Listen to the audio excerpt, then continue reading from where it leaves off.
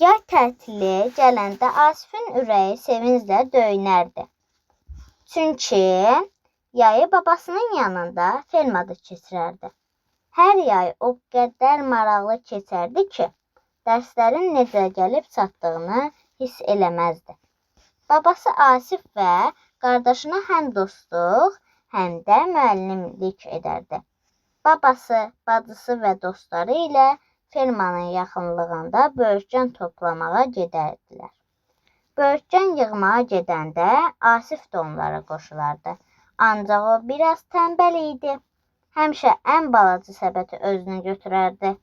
Hamı böğürtlen toplayanda Asif ağacın kölgəsində dincələrdi. Yenə böğürtlen toplamağa getdikləri bir gün Asif səbətinin içini ot ələflə doldurdu. Ot ələfin üstünə isə azacıq böğürtlen qoydu. Səbət ağzına kimi dolu görünürdü. Babası hamının yanında nəvəsi ilə necə fəxr elədiyini dedi. Evə gələr-gəlməz nənəsi dedi ki, gəlin bu səbətlərdən birini qonşu Çiçək xalaya hədiyyə edək. Balaca uşaqları var. Böğürtlenin dadına baxsınlar. Ancaq mən istəyirəm ki, Asifin səbətini göndərək. Asif qıpqırmızı oldu. Axı o səbəti otda doldurmuşdu. Yox, mənim səbətimi verməyək, deyə Asif etiraz elədi. Nənəsi təəccüblə ona baxıb soruşdu. Niyə, Asif? Sən də uşaqları sevindirmiş olarsan. Asif tutuldu, doluxsundu. Başını aşağı salıb dedi.